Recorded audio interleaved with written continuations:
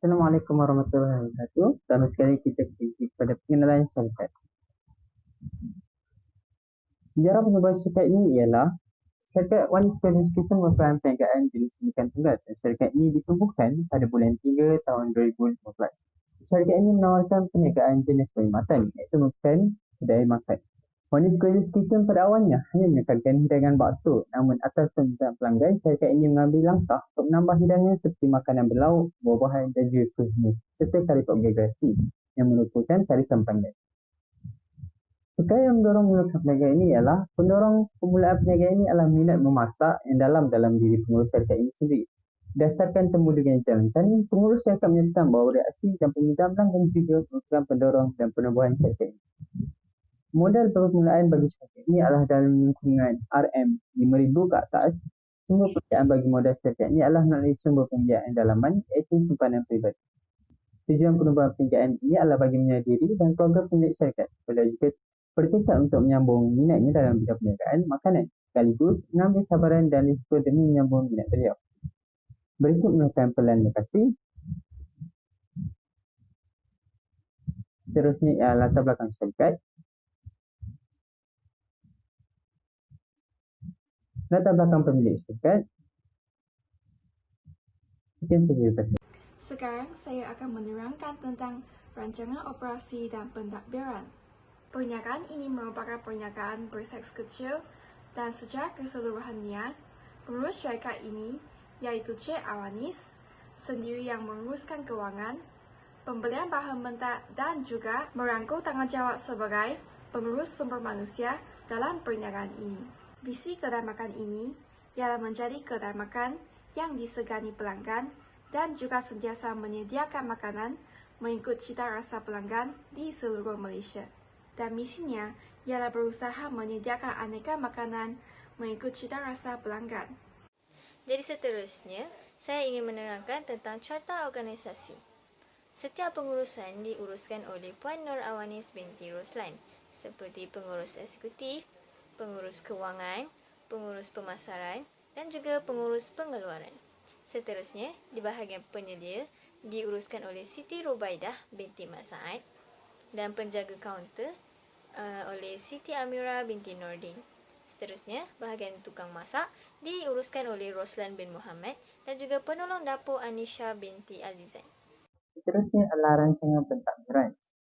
Pertama sekali, kita pergi pada penilaian jawatan dan penilaian pekerja.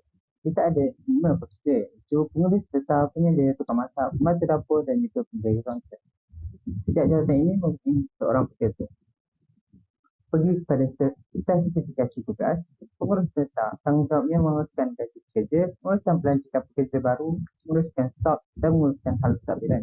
Manakala penyedia membantu pengurus dalam menguruskan pentadbiran. Sebenarnya tukang masak menyediakan hidangan makanan untuk pelanggan, membantu dapur, membantu bahagian penyediaan hidangan dan juga membantu air. Yang kelima ialah penjaga kaunter, melayani tamu yang hendak menyelesaikan pembayaran setelah makan. Beransur kepada ganjaran. Berdasarkan jawatan, pengurus besar gaji bulanan secara kasar adalah RM2,000, penyedia adalah RM1,000, tukang masak ialah RM1,000, pembantu dapur RM900, penjaga kaunter RM900. Berikut merupakan indeks bagi ganjaran. Rancangan pemasaran syarikat Wanis Gorgeous Kitchen. Di bawah rancangan pemasaran terdapat pembangunan produk dan perkhidmatan, iaitu di bawah deskripsi produk dan perkhidmatan. Perniagaan Wanis Gorgeous Kitchen menawarkan produk makanan dan juga perkhidmatan kedai makan. Pelbagai produk makanan yang dihasilkan seperti kari ikan, ayam masak lemak dan lauk pauk yang lain. Tarikan pelanggan bagi perniagaan ini adalah bakso dan kari pap gergasi. Seterusnya, peletakan produk dan perkhidmatan syarikat ini. Perniagaan Wanis Gorgeous Kitchen mempunyai kedai tersendiri iaitu di lot 1041 KM8 Jalan Padang Melangit 01000 Kanga Perlis. Okey. Selain itu, untuk harga produk dan perkhidmatan, harga yang diletakkan pada setiap hidangan merupakan harga yang normal dan berpatutan. Sebagai contoh bagi hidangan tarikan Wanis Gorgeous Kitchen ialah bakso. Bakso berharga RM5 dan kuih muih dijual 3 unit hanya RM1. Perkhidmatan yang ditawarkan bagi perniagaan ini adalah seperti menghidangkan makanan kepada pelanggan atau tamu, dan perniagaan Wanis Gorgeous Kitchen menawarkan perkhidmatan catering atas permintaan pelanggan. Pekerja catering juga akan diambil secara sambilan dan bukanlah pekerja tetap. Bagi harga perkhidmatan catering, terdapat 3 pakej. Untuk pakej pertama, RM RM11.50 bagi 1 pack. Untuk pakej kedua, RM10.50 bagi 1 pack. Ketiga, untuk harga ketiga, pakej ketiga, RM9.50 bagi 1 pack. Setiap harga pakej ditentukan mengikut jenis hidangan makanan yang ditawarkan. Harga yang ditawarkan merupakan harga yang berpatutan. Pesaing rapat Wanis Gorgeous Kitchen ialah Ali Corner, meletakkan harga yang agak tinggi bagi setiap produk makanan yang ditawarkan. Namun perbezaan harga perniagaan Wanis Gorgeous Kitchen dengan pesaing tidaklah begitu ketara. Sasaran pelanggan bagi syarikat ini adalah umum. Lokasi perniagaan ini berkaitan dengan sekolah, sekaligus antara sasaran pelanggan perniagaan ini adalah murid sekolah. Saiz pasaran dan populasi. Kedai makan Wanis Gorgeous Kitchen.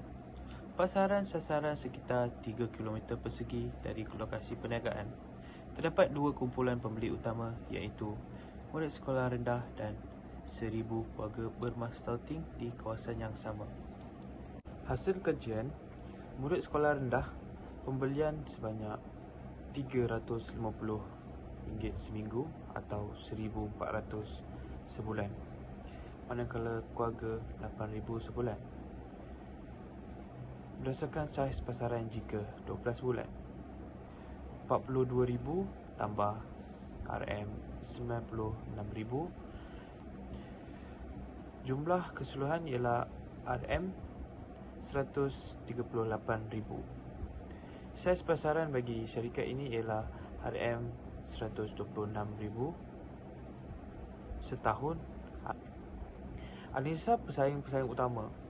Senarai pesaing ialah Anita Malay Thai Restaurant. Kekuatan syarikat ini mempunyai kaki tangan yang ramai dan kelemahan lokasi kurang strategik. Yang kedua, Ali Corner. Kekuatan gaya pengurusan yang teratur dan kelemahan pekerja yang kurang berpengalaman. Dan terakhir, Melangit Band Studio. Kekuatan mempunyai kewangan yang teratur dan kelemahan lokasi yang kurang strategik. Analisa SWOT. Kekuatan mempunyai hubungan yang baik antara pengurus dan pekerja. Kelemahan, kekurangan kaki tangan. Peluang, mempunyai lokasi yang strategik. Dan terakhir, ancaman, iaitu keadaan ekonomi yang kurang stabil. Rancangan operasi. Perniagaan Wanis Gorgeous Kitchen menyediakan perkhidmatan dan produk makanan.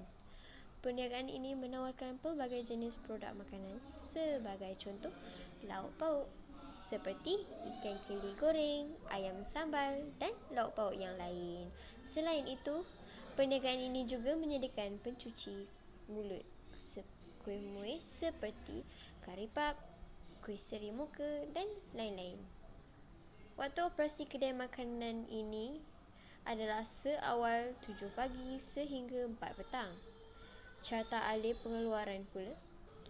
Carta alih proses iaitu pengeluar kepada pengguna.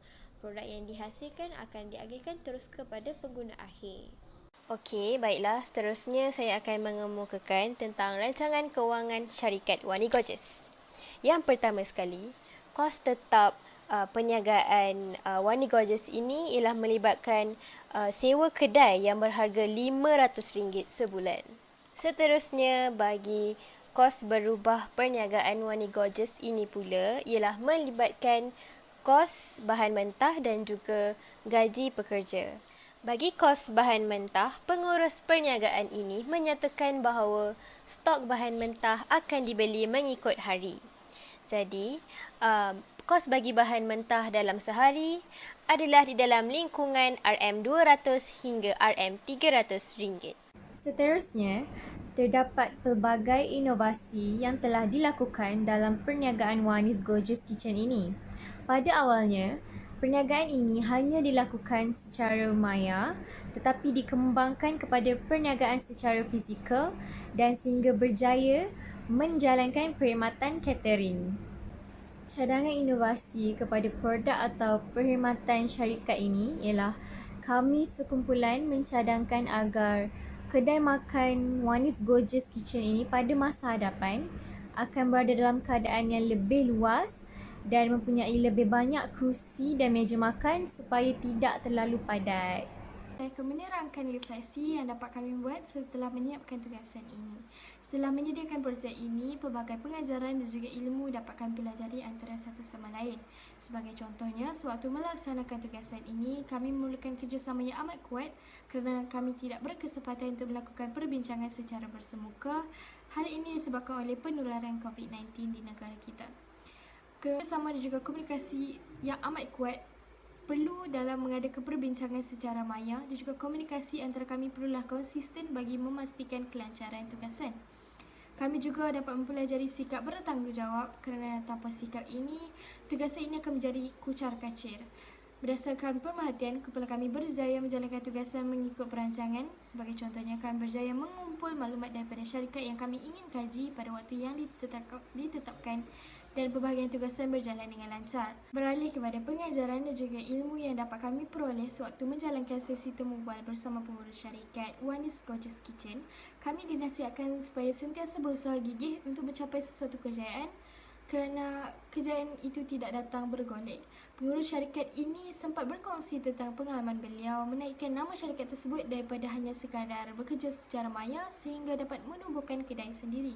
Terdapat banyak cabaran yang perlu ditempuhi oleh beliau daripada pelbagai aspek. Seterusnya, sikap keberanian mengambil risiko perlu diterapkan pada setiap individu yang ingin menubuhkan perniagaan sendiri. Hal ini kerana Cik Awanis menyatakan bahawa setiap keputusan yang dilakukan mempunyai risiko masing-masing. Dan juga keputusan untuk beliau mewujudkan kedai makan sendiri juga merupakan hasil daripada keberanian beliau mengambil risiko.